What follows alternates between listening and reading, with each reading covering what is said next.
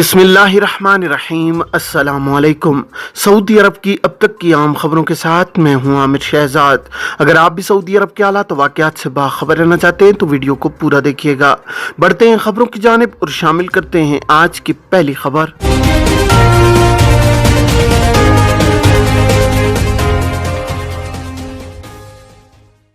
क्या खुरूज ओहदा की खिलाफ वर्जी करने वाले सियाहती वीज़े पर सऊदी अरब आ सकते हैं?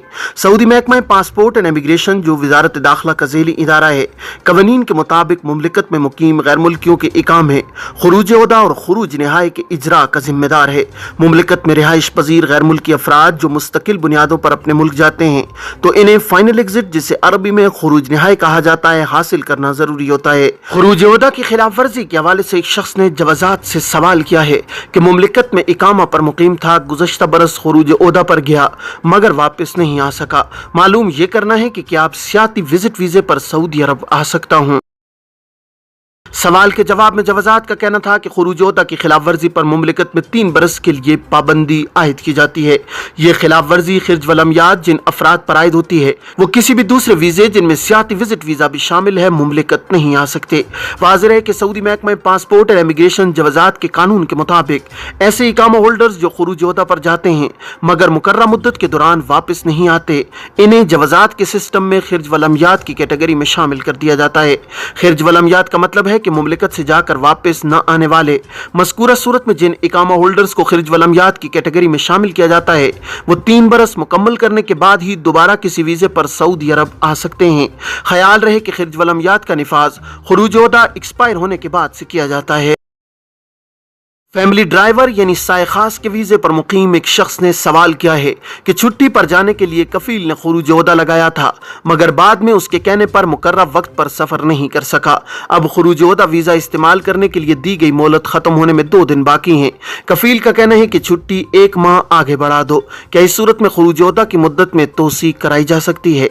सवाल के जवाब में जवाजात का कहना था कि खुरूज ओहदा वीज़े के लिए दी गई मुद्दत के दौरान उस पर सफ़र करना ज़रूरी है। अगर सफ़र करने का इरादा मुलतवी या मनसूख कर दिया जाए, इस सूरत में लाजमी है कि मुकर्रर मुद्दत के दौरान इसे कैंसिल कराया जाए।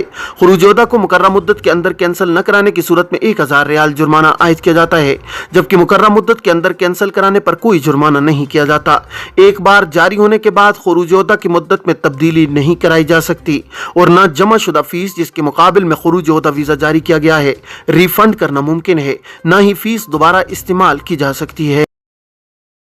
जवाजात के ट्विटर पर एक शख्स ने सवाल किया है कि इकामा में तारीख पैदाइश गलत दर्ज हो गई है। जवाजात के दफ्तर ने कफील के पास जाने को कहा। गलत तारीख पैदाइश से दुश्वारी का सामना करना पड़ रहा है, अबशर भी नहीं बनाया जा सका। मुमलिकत आए हुए अभी कुछ ही दिन हुए हैं। सवाल के जवाब में जवाजात का कहना था कि कानून मुमलिकत में मुकीम गैर मुल्की कारकुन अपने रिहायशी परमिट यानी इकामा में किसी भी किस्म की तब्दीली या दुरुस्तगी के लिए बराह रास्त जवाजात के दफ्तर से रुजू नहीं कर सकते। इकामा में तारीख पैदाइश दुरुस्त कराने के लिए कारकुन का कफील या उसकी जानिब से मुकर्रर करदा नुमाइंदा जिसके पास कफील की जानिब से बाकायदा मुसद्दका अथॉरिटी लेटर हो वही जवाजात से रुजू करने का अहल है। कफील को चाहिए कि वो करीबी जवाजात के किसी भी दफ्तर से वक्त हासिल करे और मुकर्रर वक्त पर जवाजात के दफ्तर में जाए जहां कारकुन का इकामा और पासपोर्ट यानी असल एहलकार को पेश करे। जवाजात में मौजूद दरखास्त फॉर्म भी पासपोर्ट और इकामा के साथ मुंसलिक किया जाए। जवाजात का एहलकार इकामा में कारकुन की तारीख पैदाइश पासपोर्ट के मुताबिक दुरुस्त करके दूसरा इकामा कार्ड जारी कर देगा, जिसके बाद अबशर अकाउंट को एक्टिव कर लिया जाए। प्राइवेट सेक्टर में सऊदीयाइजेशन की शरह बढ़ाने के लिए नया इकदाम। सऊदी वजारत अफरादी को तो समाजी बहबूद ने ग्रीन नताक वाले प्राइवेट इदारों के लिए नई सहूलत का ऐलान किया है। अखबार 24 के मुताबिक वजारत अफरादी कुव्वत का कहना है कि ग्रीन नताक वाले वो इदारे जो मुलाजमीन की तनख्वाहें बैंकों के जरिए अदा करने की पाबंदी कर रहे हैं, सऊदी मुलाजमीन रखने के फौरी बाद नताक प्रोग्राम में शामिल किया जाएगा। अमल दरामद 1 मई 2023 से होगा।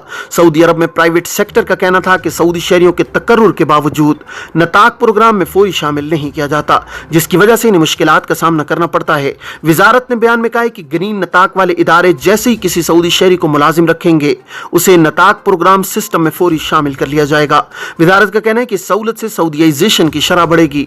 याद रहे कि सऊदी वजारत अफरादी कुव्वत लेबर मार्केट में बड़ी तब्दीलियां लाने के लिए 2 बड़े प्रोग्राम मुतारिफ कराए हैं। हर इदारे से कहा गया है कि वह अपने मुलाजमीन को बैंकों के जरिए मुकर्रर वक्त पर तनख्वाहें अदा करे, जबकि दूसरा एडवांस नताक प्रोग्राम है।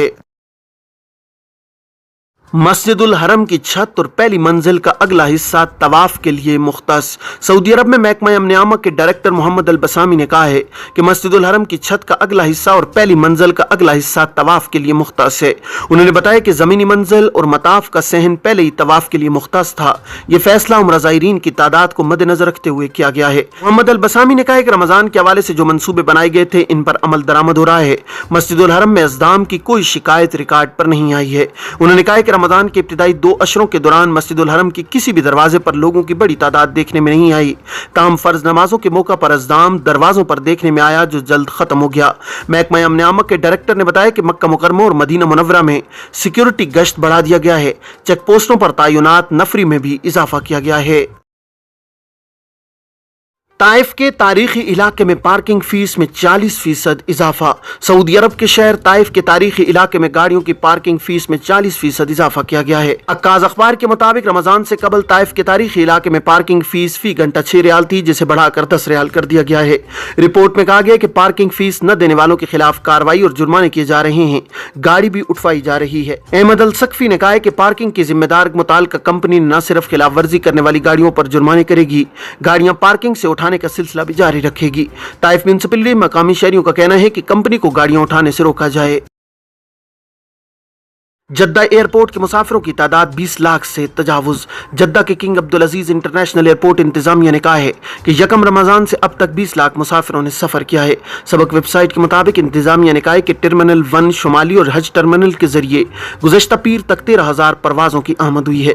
اس دوران سامان اور بیگز کی تعداد 1.15 ملین تھی، جن کا مجموعی وزن 16,000 ٹن تھا۔ انتظامیہ نے کہا کہ رمضان کے آخری عشرے میں زیادہ مسافروں کو سہولت فراہم کرنے کے لیے تیاریاں مکمل کر لی ہیں۔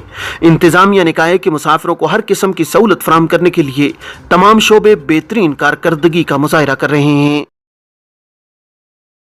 ایرانی وفد کی سعودی عرب میں سفارت خانہ کھولنے کی تیاری کے لیے ریاض احمد۔ ایرانی وفد سعودی عرب میں دوبارہ سفارت خانہ اور قونصلیٹ کھولنے کے حوالے سے بات چیت کرنے کے لیے بدھ کو دارالحکومت ریاض پہنچا ہے۔ عرب نیوز کے مطابق بدھ کو ایران کی وزارت خارجہ کے ترجمان نے کہا ہے کہ ایرانی ریاض اور جدہ میں سفارت خانہ اور قونصلیٹ جنرل کھولنے کے لیے ضروری اقدامات کریں گے۔ اس سے قبل ہفتے کو تہران میں سفارت خانہ اور مشہد میں قونصل خانہ کھولنے کے لیے سعودی حکام ایران گئے تھے۔ سعودی وزارت خارجہ نے کہا کہ چین کے تعاون سے سعودی عرب اور ایران کے درمیان طے پانے والے معاہدے کے بعد دونوں ممالک اپنے اپنے سفارت خانہ دوبارہ کھول رہے ہیں۔ سعودی عرب اور ایران نے رواں برس مارچ میں سفارتی اختلافات ختم کرتے ہوئے اپنے سفارتی مشنز دوبارہ کھولنے پر رضامندی ظاہر کی تھی۔ چین کے صدر شی جن پنگ نے دونوں ممالک کے تعلقات کی بحالی کا معاہدہ کرانے میں اہم کردار ادا کیا تھا۔ سعودی عرب نے 2016 میں ایران سے سفارتی تعلقات منقطع کر دیے تھے۔ یہ تھیں اب تک کی عام خبریں۔ اب تمام احباب کے قیمتی وقت کا بہت شکریہ۔ اپنا اپنے ارد گرد کے لوگوں کا بہت سارا خیال رکھیے گا۔ مجھے دیجیے اجازت۔ السلام علیکم ورحمۃ اللہ وبرکاتہ۔